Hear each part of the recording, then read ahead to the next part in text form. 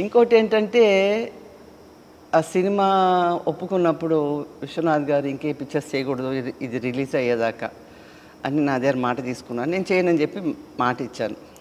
And కథ చెప్పిన తర్వాత అది ఒక రకమైన ట్రాన్స్ ఒక డివైన్ ఏదో ఎక్కడి నుంచో ఒకటి వచ్చి నాలో కూర్చున్నట్టు అనిపించింది అనమాట. ఆ ప్రతి షాట్ కూడా ఇప్పుడు కూడా నేను చూస్తుంటే నేను చేశాను అనిపిస్తుంటుంది. వెరీ డీటెయిల్ చిన్న ఇట్స్ వెరీ మైన్యూట్ ఎక్స్ప్రెషన్స్ అండి, but it conveyed a lot to the audience. So అంత డీటెయిల్గా అంత బాగా విశ్వనాథ్ గారు తీశారు. నేను చేయగలిగానంటే I feel very very happy and very proud. And then జన్మ తరించింది అనిపించింది ఆ సినిమా చేసిన తర్వాత.